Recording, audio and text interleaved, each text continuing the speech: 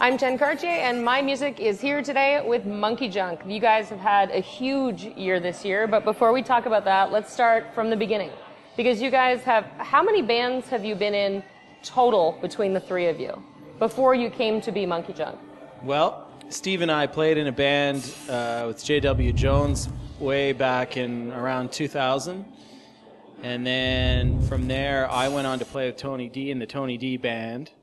And Steve went on to play with Harry Manx and form his own band. And then MonkeyJunk got together in 2008 after we'd all been in all these different projects. Mm-hmm. And from what I've read your website, I've read some fan stuff. You guys started out just as wanting to play music together. Did you have any idea, 4 years ago that it would end up where you are right now? Well, actually, we got started right here in Irene's Pub. I used to play here solo on Sunday nights. And then at the same time, when I would do shows with like my Steve Mariner band, Tony was playing guitar. And we were jamming in his kitchen one day, and we just got to thinking, hey, why don't you come down and play on Sunday night with me, and we'll get a drummer into it, and we'll make a little band with no bass, right? The idea we had was to have two guitars and drums without bass. So we called Matt up, and he didn't actually pick up the phone. We left a message and we informed him that we'd started a band called MonkeyJunk and that he was going to be the drummer. And then to show up at Irene's on Sunday night. And we got started playing every week, every Sunday, and just building from the ground up. Yeah, purely for enjoyment. We didn't really have a plan. We just kind of wanted to have some fun. And then we realized that we were kind of hitting on a sound that was unique, and then people started coming out, and it became a scene. Mm-hmm. So then we thought we ought to record, and we did. And then, a year after that, we put out our first record, Tiger in Your Tank, and started doing little tours and, festivals, and just it kind of started from there. Started snowballing, and here we are 4 years later. And it really has snowballed, because you've got another album since that time. That's right. To Behold came out a year ago and won a Juno this year. So. Yeah, let's talk about that. So sure. You were nominated for a Juno. How do you find out, being someone who has never been nominated, nor will I ever? How do they notify you that you've been nominated? Well, I believe our record company, first of all, submitted our CD. I think that's how it works. And did we find out through the record company, or did they send us personally an email? I can't remember. We all watched. Well, Steve was in Barbados at the time, and I was glued to the TV and to the internet when they made the big announcements. Like, they announced the nominees, right? And the press conference. We were optimistic and hopeful that we would be there, but at the same time, pretty kind of nervous about it, and so I'm pretty sure you were watching it too, right? No. Or were you sleeping? No, I saw. Can you hear me? Yeah. I saw it online, actually. Now it's all coming back to me. Funny how I forgot and everything, but that's right. I saw it late, or somebody was talking to me on the phone and telling me that we got nominated. That was later, after they announced us. Were we the last band that they announced in our category? No. It may have just felt that way. Well, the anticipation of the blues category isn't exactly the marquee category of the Juno Awards, so it was kind of far down, and I was watching on TV, and they were cutting away to I was watching on CTV News Channel, and they were cutting away, so some of the nominees that were getting announced weren't being covered. So I went to the internet and found a live feed that was uninterrupted of the announcements of all the nominees. And of course, it started at 10, and it probably took, 20 or 30 minutes till they got to our category. And Steve was in Barbados, and he's on, hut on the beach with a really dicey internet connection, and it kept cutting out. And so he actually called, and his phone's cutting out. And anyway, so finally we all found out that we'd been nominated. And I guess you guys had a party in Barbados about it. Yeah, it was pretty exciting. Who's the first person you called after you found out you've been nominated? Well, I called Steve because I wasn't sure if he actually saw it. And I'm pretty sure I called Tony, and I called my wife at work. Good. Yeah. That's good. I'm sure your wife will be happy. I think I called my dad first. You called your dad first? Yeah, well, after Matt and I called Matt here's what was happening. Sorry to draw it out, but... It's okay. So I'm watching, I've got, the feed going on the computer, and the internet was, like Matt said, a bit shaky, and, we heard 2 nominees. I'm like, oh, this is the category, and all our friends are huddled around the computer, and then it announces, like, David Gogo and Susie Vinnick, and then cuts. And then by the time it got back, it was another category. And I was like, ah! Oh. I've been waiting for so long, right? Brutal. So then Matt and I got it figured out. Then once, I think I might have called Tony. I know we spoke. But anyway, I called my dad and my brother and, my girlfriend and stuff. So that's an unbelievable moment. What about when you were announced as the winner? How does that feel? Like, had you guys figured out a plan? How are we going to deal with this? What faces are we going to make if we don't win?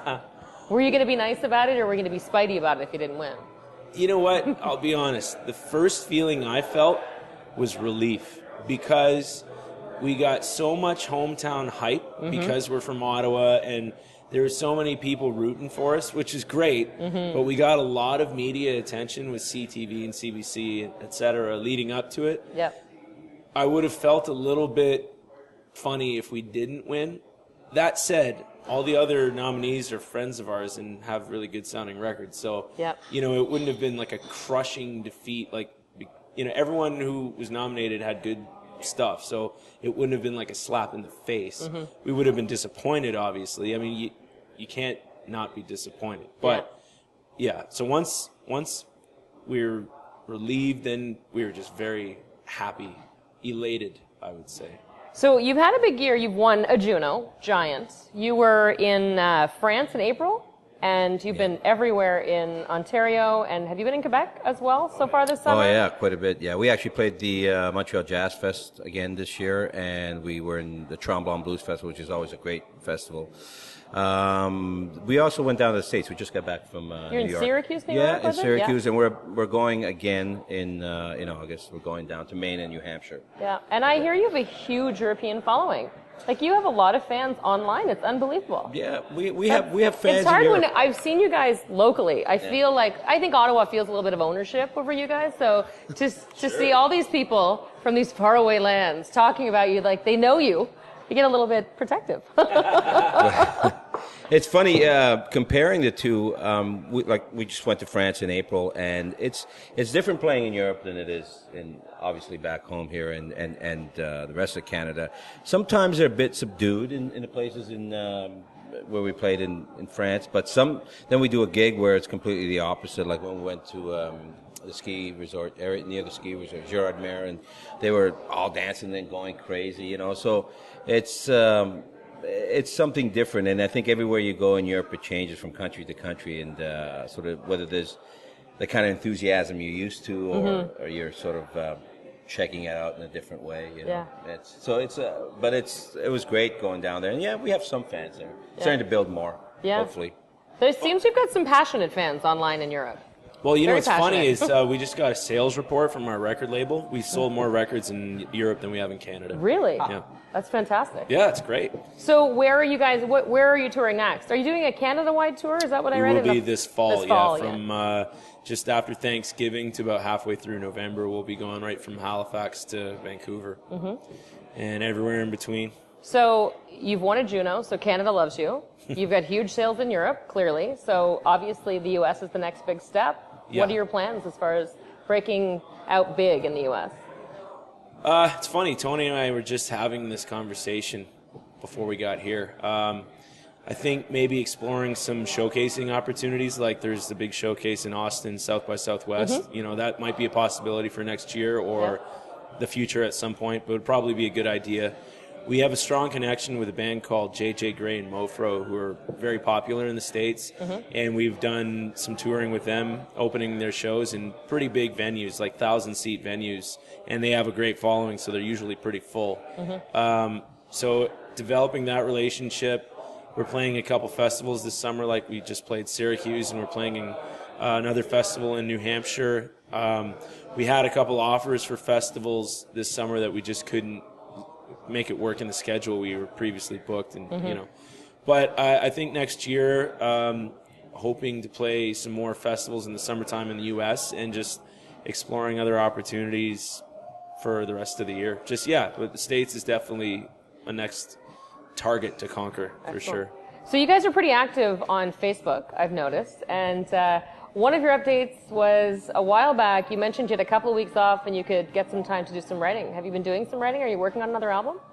Well, yeah, the plan is to start working on another album when we have the time. I think we've gotten together once or twice to start brainstorming ideas and get that writing process started, and that'll continue kind of probably more in earnest in the later part of August, when we have a couple of weeks where we have no shows as well. And